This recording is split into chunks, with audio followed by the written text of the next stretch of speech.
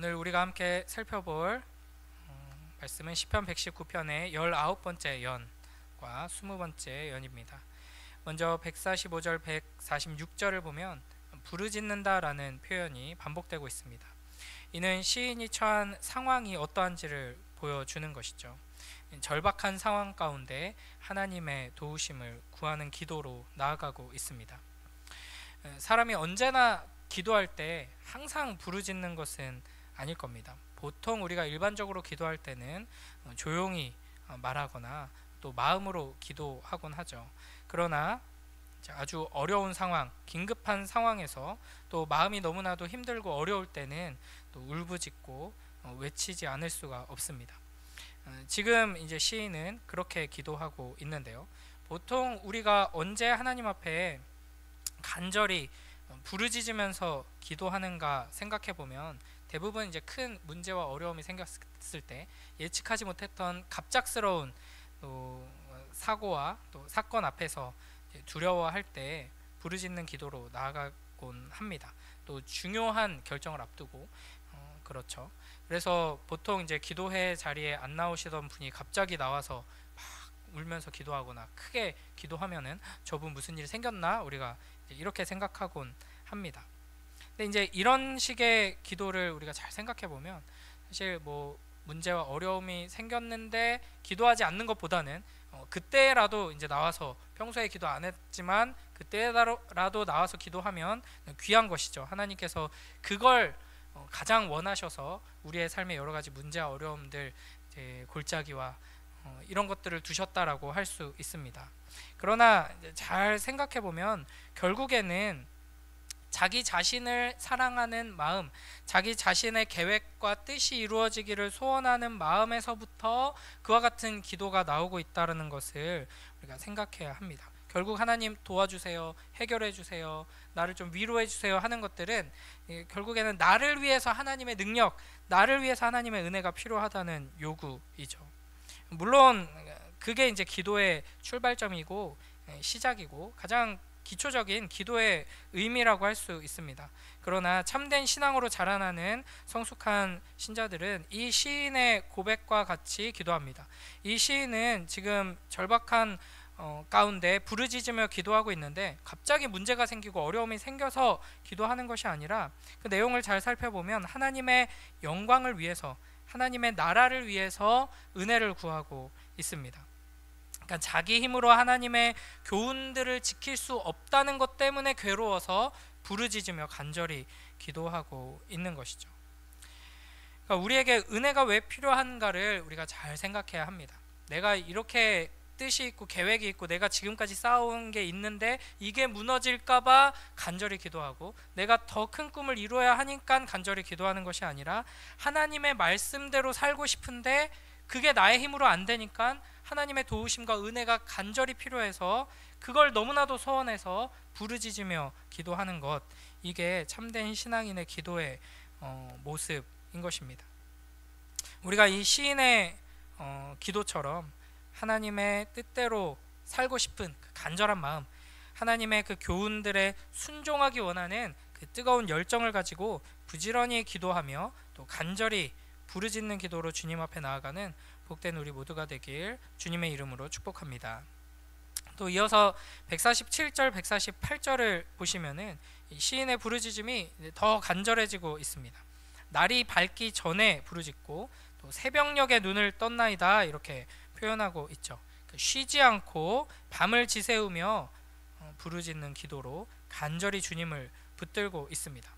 여기서도 내가 어디를 가야 합니까? 어떻게 결정을 내려야 합니까? 이때 어떻게 해야 합니까? 돕는 손길을 좀 보내주시고 이 문제를 좀 해결해 주시고 주님의 놀라운 기적적인 어떤 해결책이 필요합니다. 이렇게 지금 부르짖는 것이 아니라 날이 밝기도 전에 부르짖고 새벽녘에 눈을 뜬 이유는 결국에는 하나님의 말씀을 붙들기 위해서였습니다. 날이 밝기 147절에 보면 날이 밝기 전까지 부르짖으며 바란 것이 무엇이냐? 주의 말씀이고요. 148절에 새벽녘에 눈을 뜬 것은 주의 말씀을 읊조리기 위해서입니다. 그러니까 시편 119편이 계속해서 강조하고 반복적으로 이야기하듯이 우리가 하나님 앞에서 누리는 가장 큰 특권은 하나님의 말씀을 듣고 그 말씀을 따르는 것. 우리에게 주신 축복이 무엇이냐? 하나님의 말씀을 사모하며 그 말씀을 따라 사는 것 자체가 우리에게 가장 큰 축복이다 하는 것을 우리가 깨닫고, 그 믿음으로 하나님 앞에서 이 말씀을 더 깨닫고 더 가까이 하고 그 말씀의 은혜와 능력과 지혜를 힘입기 위해서 부지런히 주님 앞에 엎드리는 우리 모두가 되길 주님의 이름으로 축복합니다. 이어서 우리 150절 한번 같이 읽어보겠습니다. 시작. 악을 따르는 자들이 가까이 왔사오니 그들은 주의 법에서 머니이다. 아멘. 이것이 시인이 처한 현실입니다. 그러니까 악을 따르는 자들, 악한 자들이 이제 가까이 왔습니다. 이 시가 만약 이제 다윗의 시라면 이제 뭐 사울이 다윗을 죽이려고 뭐 이렇게 가까이 오고 있던 그 상황을 떠올릴 수 있고요. 그러니까 이런 현실에서 이런 현실을 그대로 하나님 앞에 올려드리면서 동시에 더욱 분명하고 확실한 진정한 현실을 고백합니다. 151절 함께 읽습니다. 시작. 여호와여 주께서 가까이 계시오니 주의 모든 계명들은 진리니이다. 아멘. 그러니까 현실적으로 지금 눈앞에 악을 따르는 자들, 하나님의 말씀을 따르기 원하는 나를 공격하고 유혹하고 때로는 무너뜨리려고 죽이려고 다가오는 이 발소리가 너무나도 크게 들리고 그들의 모습이 눈앞에 지금 아른거리고 있는 상황 속에서 시인은 그 현실에 대해서 하나님께 고백하면서 동시에 주께서 가까이 계신다라고 고백하고 있습니다. 그러니까 어둠이 깊어지지만 동시에 어둠이 깊어지고 고난이 깊어질수록 하나님께서 더 가까이 계신다 하는 것을 말씀을 통해 깨닫고 말씀을 통해 믿음으로 고백하며 나아가고 있는 것입니다. 그래서 152절에서 이렇게 고백하죠. 함께 읽습니다. 시작. 내가 전부터 주의 증거들을 알고 있었으므로 주께서 영원히 세우신 것인 줄을 알았나이다. 아멘. 그러니까 지금 처한 현실이 내가 기도했더니 뭔가 실마리가 보여. 어떻게 해결해야 될지 알겠어. 이제 도움이 올 것 같아.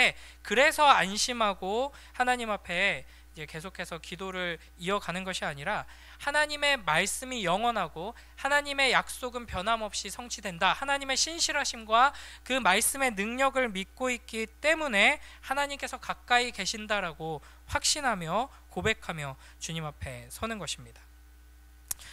이 믿음이 있다면 우리의 삶에 어떤 일이 일어나도 이 세상의 악한 권세가 어떻게 우리를 위협해도 우리는 영원한 말씀을 의지하여서 끝까지 주님을 붙들 수 있고 부르짖으며 기도할 수 있는 것입니다. 자기 자신이나 어떤 상황을 믿고 의지해서 거기에 우리의 소망을 두고 그것으로 인하여서 우리가 위로받는 것이 아니라 하나님의 말씀을 굳게 믿고 영원하신 그 약속에 기초한 흔들리지 않는 확신을 통해 참된 평안을 누리며 끝까지 기도의 자리를 지키는 우리 모두가 되길 주님의 이름으로 축복합니다. 이어서 이제 20번째 연입니다. 153절부터 160절인데요. 우리 먼저 153절을 함께 읽어보겠습니다. 시작. 나의 고난을 보시고 나를 건지소서. 내가 주의 율법을 잊지 아니함이니이다. 아멘. 여기서도 이제 고난 가운데 있는 시인의 상황을 알 수 있습니다. 거기서 건지소서라고 하면서 이 시인이 고백하는 것은 내가 주의 율법을 잊지 아니하였습니다 라는 것이죠.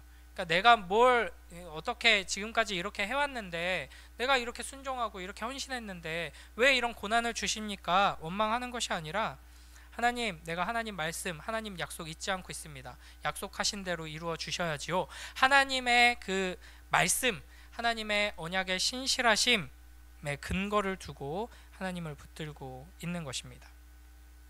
그리고 이제 시인은 154절에서 하나님께 자신을 변호해 달라고 요청하고 있습니다. 그러니까 이 세상 다른 어디에서 그 위로를 받고 회복을 얻으려고 하지 않고 끝까지 하나님께 구하고 있는 것이죠. 이것이 이제 악인과 하나님의 자녀, 하나님의 백성의 가장 큰 차이라고 할 수 있습니다. 악인은 155절에 보면 주의 율례들을 구하지 않습니다. 그러나 하나님의 자녀들은 끝까지 하나님의 말씀을 붙들고 그 말씀을 의지한다 하는 것이죠. 우리에게 참된 믿음을 하나님께서 허락하셔서 그 어떤 문제와 어려움 고난 속에서도 끝까지 하나님의 말씀을 붙들고 그 말씀에 소망을 두며 나아가는 복된 우리 모두가 되길 주님의 이름으로 축복합니다. 또 156절 157절 보시면은 이제 두 가지 대조를 보여주고 있는데요. 156절에서는 주의 긍휼이 많다라고 하고요. 157절에서는 자기를 핍박하는 자들과 대적들이 많다라고 이야기합니다.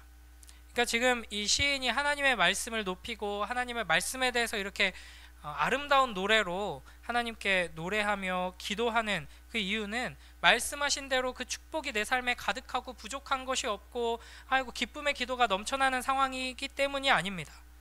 그렇죠? 그냥 대적들이 많고 핍박하는 자들이 많습니다. 그러나 그럴수록 하나님께서 더 가까이 계신다는 것을 이제 영적으로 충만히 느끼면서 그 주의 긍휼, 하나님의 그 사랑에 대한 그 감격이 또 동시에 있는 것입니다. 그러니까 하나님께서 하나님의 백성들, 하나님의 자녀들에게 고난과 어려움을 주시는 이유는 하나님 앞에 더욱 간절히 엎드려서 기도하도록 하기 위함이고, 그렇게 하나님 품으로 자녀들을 부르셔서 안아주시면서 누리게 하시는 하나님의 그 놀라운 사랑, 위로, 영원한 소망, 이런 것들을 풍성히 채워주시기 위함입니다.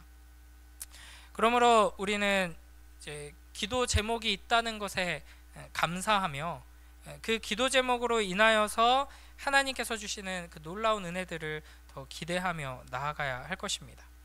우리는 그 어떤 무엇에도 완전히 무너지고 넘어지지 않습니다. 하나님 품에 있기 때문이죠. 하나님의 자녀들은 이 세상의 여러 가지 공격과 유혹을 받을수록 더욱 단단해지고 연단받게 될 것입니다. 그 본질적인 하나님의 신실하심에 대한 믿음을 가지고 끝까지 기도의 자리로 우리는 나아가야 하는 것이죠. 또 158절, 159절은 이 성도의 마음의 어떤 두 가지 측면을 대조하면서 노래하는데요. 158절을 보면 주의 말씀을 지키지 아니하는 거짓된 자들을 내가 보고 슬퍼하였나이다 라고 고백합니다. 여기서 슬퍼하였나이다 라고 이제 번역된 단어를 좀 직역하고 또 다른 의미들을 살펴보면 역겨워했다, 혐오스러워했다, 불쾌했다, 이런 의미도 담겨 있습니다.